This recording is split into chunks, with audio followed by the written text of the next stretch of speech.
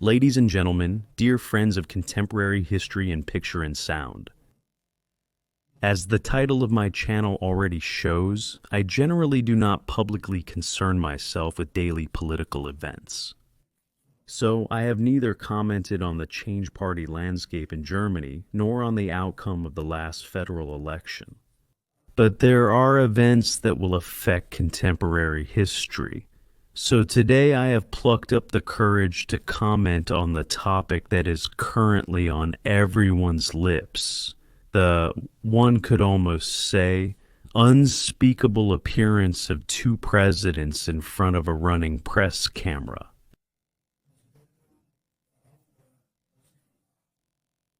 What initially bothered me about the whole affair was that 30 seconds after the press conference, in quotes, had ended, the same, always the same, ladies and gentlemen, already had an answer to everything on all channels. If you had asked me, give me an analysis, I would have frankly said, let me digest that first. What I just experienced, I have never experienced that in my entire life. As an avid television watcher, I must process that. Maybe I need to sleep on it first to be able to say anything about the purpose of the whole matter from both sides.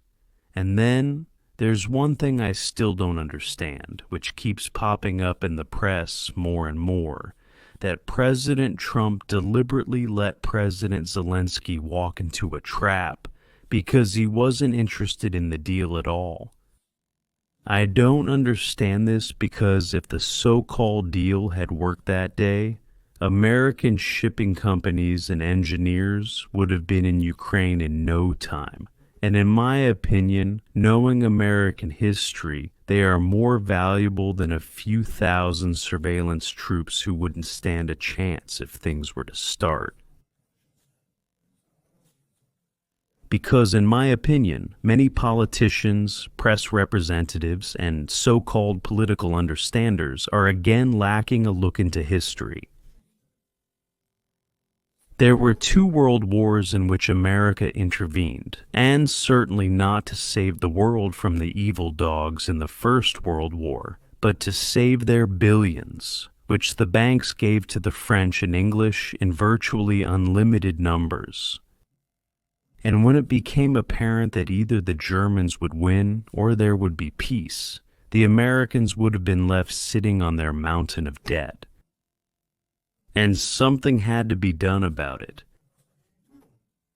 And to put it simply, it was no different in the Second World War with the late entry of the Americans into Europe. Of course, they didn't want to leave the rest to Stalin, just a side note. But now to the topic. As soon as Vice President Vance and President Trump had published their loud thoughts, considering the protection of Europe, which is primarily nuclear protection, the few thousand soldiers, 30,000 American soldiers, don't make a big difference. Now considering whether it still makes sense to continue protecting the ungrateful Europeans in their eyes, as before. And promptly, Mr. Merz had to bring up the old topic again, which has been discussed dozens of times in Europe, the umbrella, the nuclear umbrella of the 500 English and the 430, however many there are, to claim the nuclear weapons of the French. I had always thought that as a NATO partner and as such a close buddy, as is always done with England and France, they would automatically defend Germany. But I once again took the time to look into Article 5 of the NATO Treaty. It specifies who has to deliver what and when in the event of war. Please see for yourself.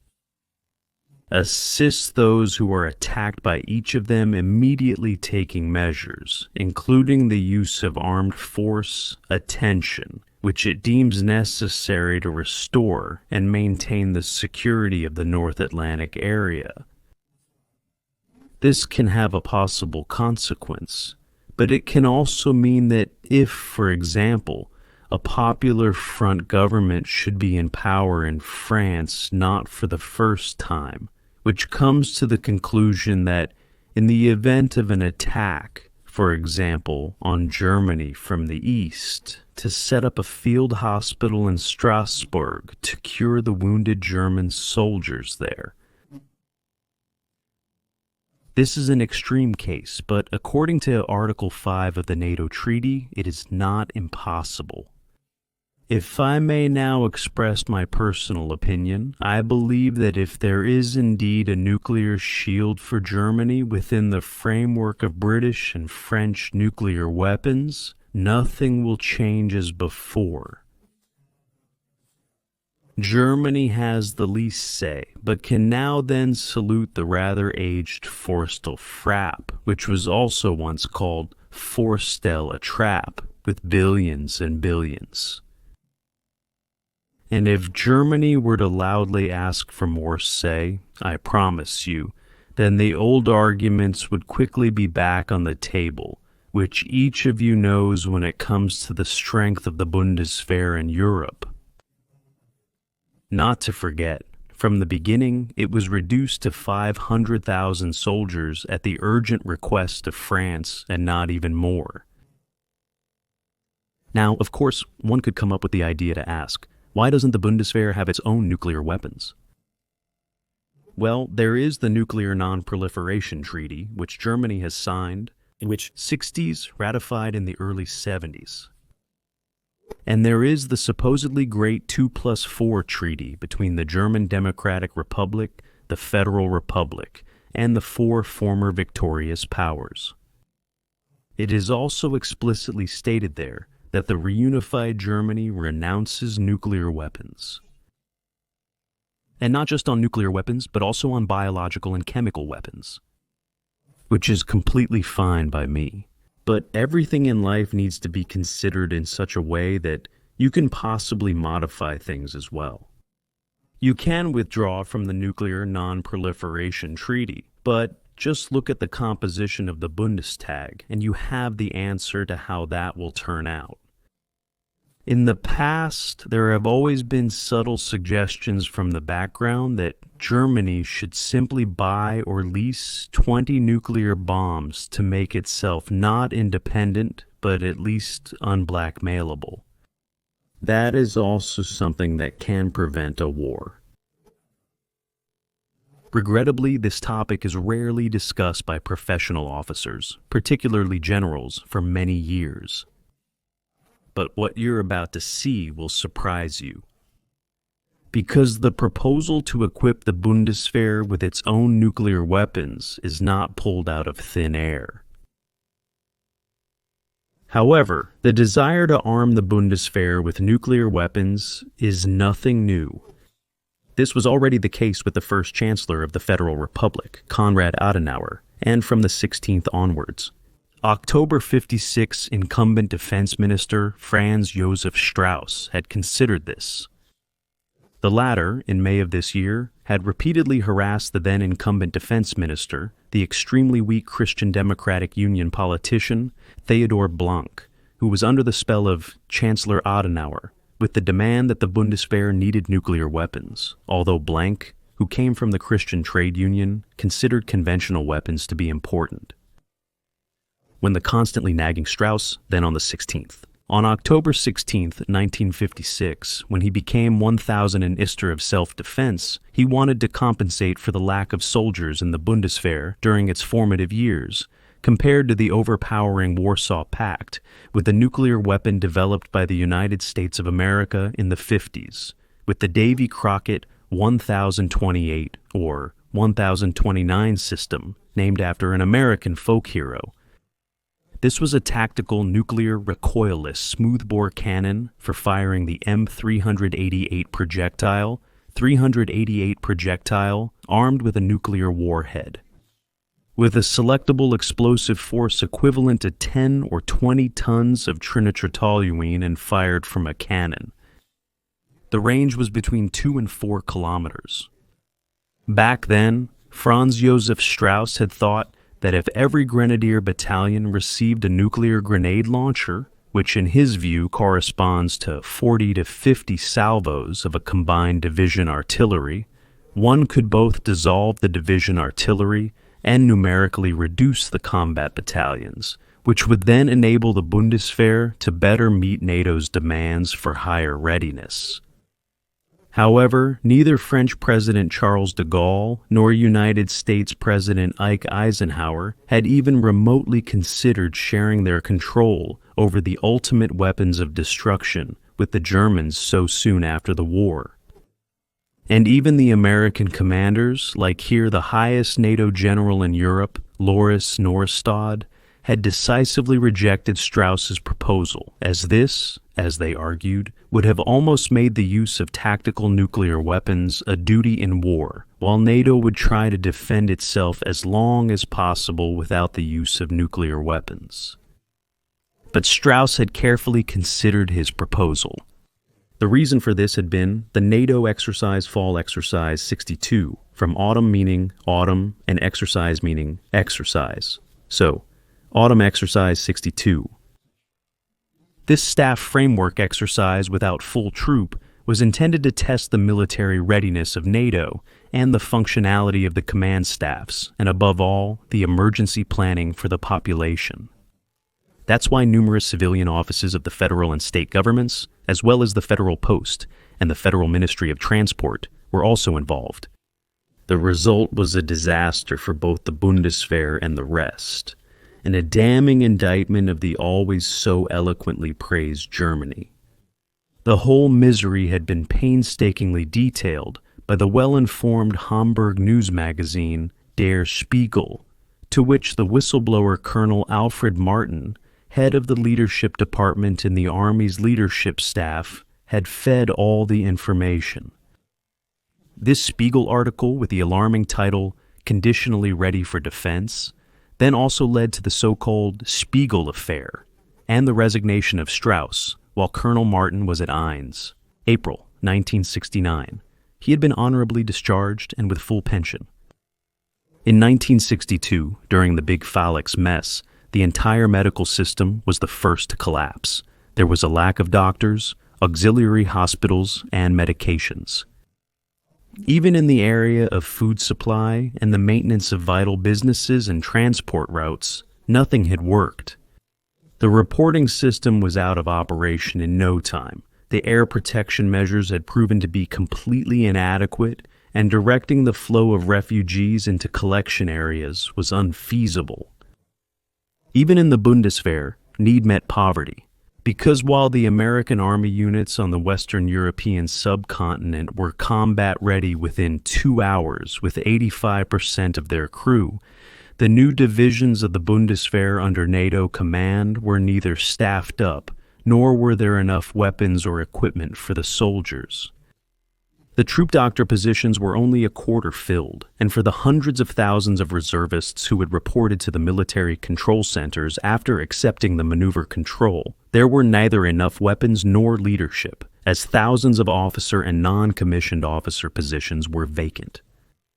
In the rear combat zone, i.e. in homeland defense, there were only a few heavy engineering units that could barely cope with their tasks, and there were no units at all in the weak territorial army to combat breakthrough tanks. However, the NATO leadership assessed the readiness of the respective corps and divisions based on 4 criteria: fully suitable for attack, conditionally suitable for attack, fully suitable for defense, and conditionally suitable for defense. You can probably guess the Bundeswehr, after nearly 7 years of German rearmament and 6 years of Franz Josef Strauss, received, as in previous years, the embarrassingly lowest NATO qualification this time as well, conditionally suitable for defense. This chaos, caused by Strauss's predecessor Blank and the generals of the buildup, but also by himself, was the reason for his desire to compensate for lack of mass and quality with tactical nuclear weapons.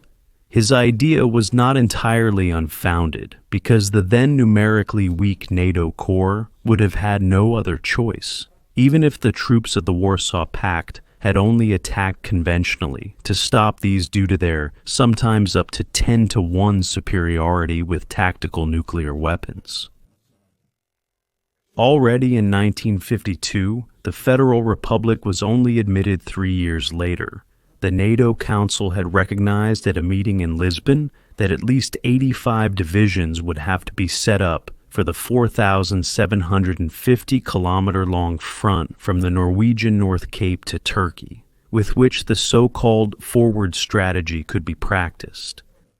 Should mean these 85 divisions plus reserves catch a Soviet attack against Western Europe and liberate, quote, the peoples of Eastern Europe and the Soviet Union by operation in the aftermath. But like so much before and after, these NATO plans had also been put in the drawer, as the European NATO states had shied away from the costs and instead had trusted the massive retaliation of the United States of America, with which the Americans threatened to avenge an attack by the Soviets.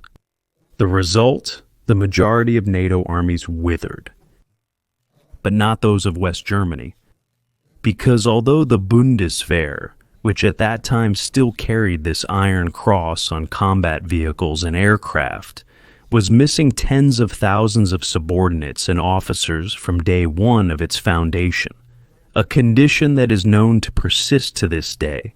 And despite all insults, insinuations, and sometimes spiteful press criticism, an army emerged that the most intimate connoisseur of the Cold War, Yale professor John Lewis Geddes, characterized in his 2005 book about the Cold War for the year 1995 as probably the best army in the world. And this army, Mr. Lindner, please pay attention now, has already since 1957, which is described with the term nuclear sharing. In this year, the Federal Republic's government had learned for the first time from the Americans that nuclear weapons had been stored on West German territory. The map shows the current situation in Europe. As a result, Chancellor Adenauer had enforced the Federal Republic's nuclear participation using the Bundeswehr's weapon systems in the event of an attack by the Warsaw Pact. To this end, from 1965 to 1977, the Army had an Honest John Battalion as Division Artillery, later as Corps Artillery, 4 rocket artillery battalions, with the Sergeant Short-Range Missile, which was then replaced by the Lance Ballistic Short-Range Missile around 1975. The Air Force initially had 24 Metro Goldwyn-Mayer, 1 Matador cruise missiles developed by the Americans from the V-1 in 1949 with a nuclear warhead. Then from the mid-60s and 2 missile squadrons, the Pershing 1 short-range missile, and had a weapon equipped with a nuclear explosive for air defense with the Nike Hercules ground-to-air missile, named after the victory goddess Nike. Here, the map of the so-called Nike Belt. And also for the 1109G and 1110 tank howitzers, variously powerful nuclear warheads were available. Finally, there were portable so-called atomic mines, which were intended, for example, for the destruction of highway bridges, ports, and freight stations. In the early 60s, an interesting armament variant had been brought into play by the administration of United States President Eisenhower. Thus, the European partners were to receive more than 100 medium-range Polaris missiles, with a range of 2,000 kilometers at that time. These missiles, mainly deployed on submarines, were now also to be installed in firing positions on the Western European mainland, with the Bundeswehr also set to receive a share. While all other NATO partners reacted cautiously, Franz Josef Strauss was tempted. He saw this as making the Bundeswehr a direct partner of the American nuclear power, which would mean a further step towards nuclear sovereignty, but also to take away the possible blackmail potential of the French force de frappe. But things were to turn out differently, because a group of NATO officers in the headquarters, then still located in Paris, including German officers, had justified their concerns in such a way, quote, that nuclear defensive fire from NATO on the Soviet attacker also carrying tactical nuclear weapons would automatically set the so-called nuclear spiral in motion. Following the motto, whoever loses in the nuclear firefight then simply reaches for the next larger caliber. Instead, it had been decided to now fill up the European army units and then move them so close to the yellow-red demarcation line that local border violations could be cleared up without nuclear fire by counterattack. In addition, the already heavily politicizing German officers in the NATO command had claimed that more Bundeswehr soldiers increased the political weight of the Federal Republic in the Atlantic Alliance, whereas Bonn's pursuit of nuclear-armed medium-range missiles would only arouse mistrust. In contrast, officers from the Bundeswehr's leadership staff had thought that NATO could best counter a planned nuclear-first strike by the Soviet Union by adopting the idea of a preemptive strike discussed in the United States, that is, a preventive strike that, at the moment when the Soviets' intention to attack is clearly recognized, preempts the Soviet nuclear strike. And they had gone even further with their demand. NATO would need its own nuclear power, independent of the United States of America, if necessary at the expense of conventional armament. So similar considerations as those already made in 1955 by Air Force General Joseph Kamhuber. The Bundeswehr must have a weapon that can reach as far as the Ural. Otherwise, we are just satellites.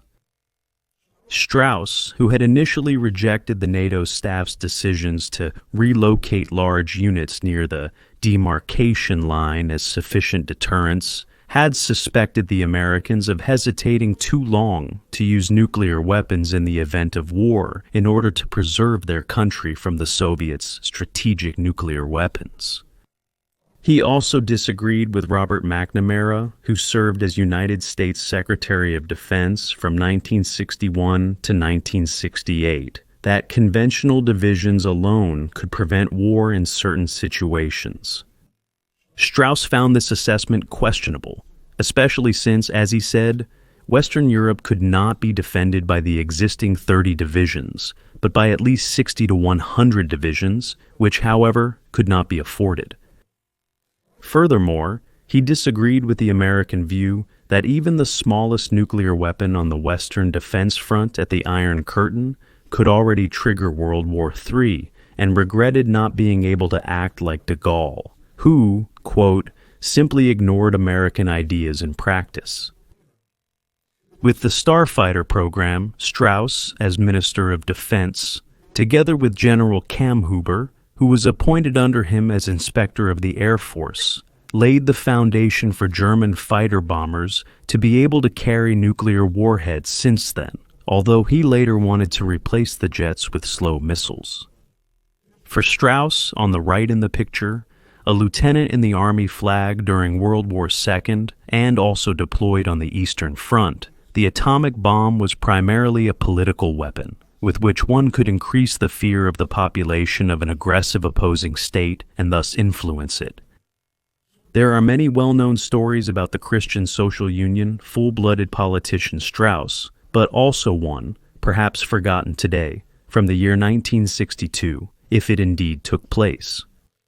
It was told by Hugo Charles Sanford, deputy commander of a battalion that at the time was guarding a bunker complex with tactical United States nuclear weapons in Germany.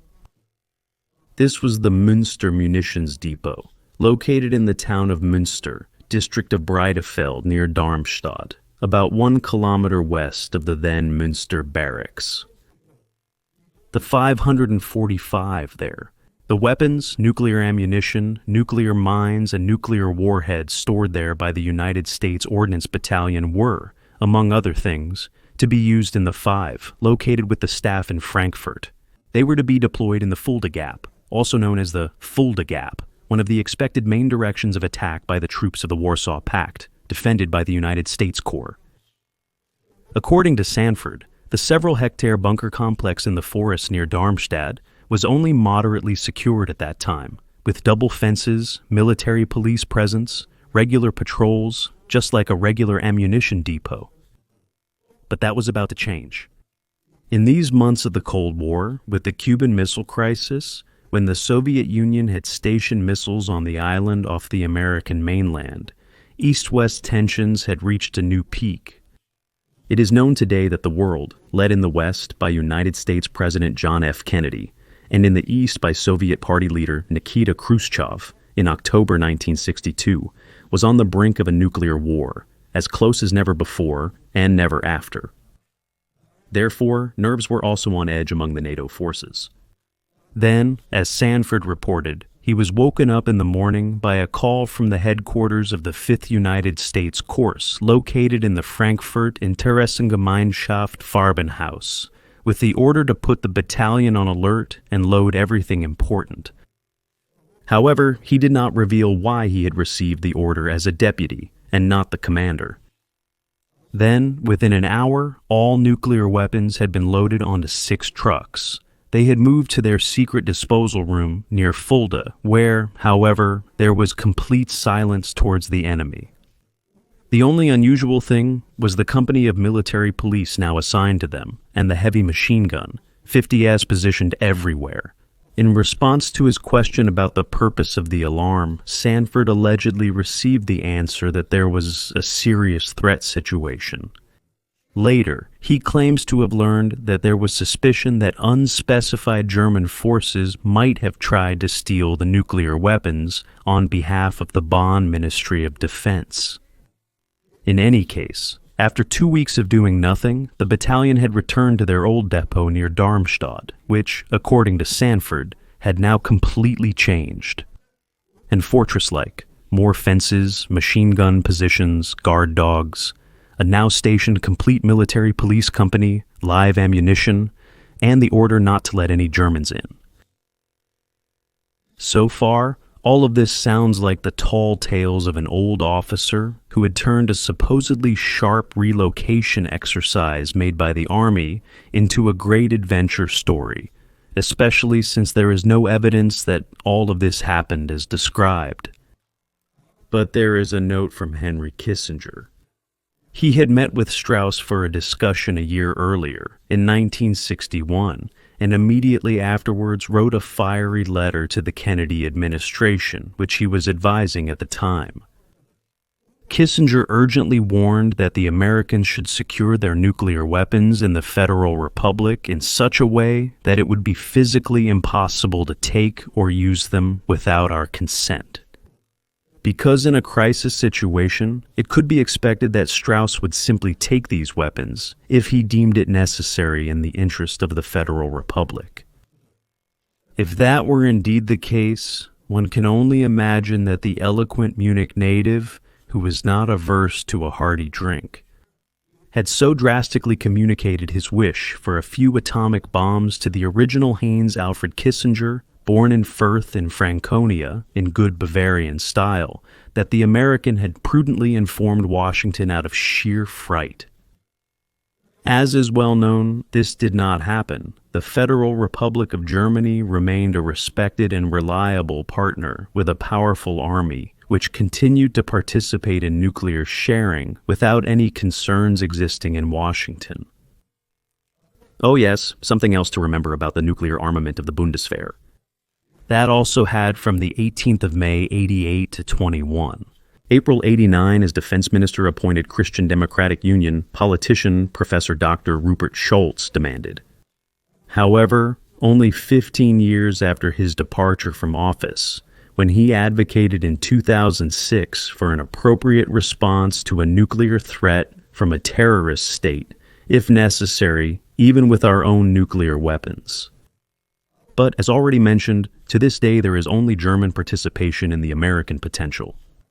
For this purpose, probably 20 United States hydrogen bombs of Type 61, with the explosive power of 80 Hiroshima bombs, are stored at the German air base in the small Eifel village of Büchel. In the event of war, these nuclear weapons would be carried to their target by the Tornado fighter jets of the Tactical Air Force Squadron 33 stationed there, the former flying unit of the German Air Force, which is trained for this purpose. By 2025, the Air Force wants to keep at least 46 Tornadoes ready for the task of nuclear participation. However, all nuclear weapons were and are under the control of United States soldiers. For this, squadrons of the United States Air Force are 702. Munitions Support Squad is stationed in the Airfield House, who guard the bunkers together with the 1st and 2nd Air Force Security Squadron of the Airfield Group. But as far as the initiated discussion is concerned, Germany would not need any help in the production of nuclear weapons, neither from the United States of America nor from Great Britain, and certainly not from France.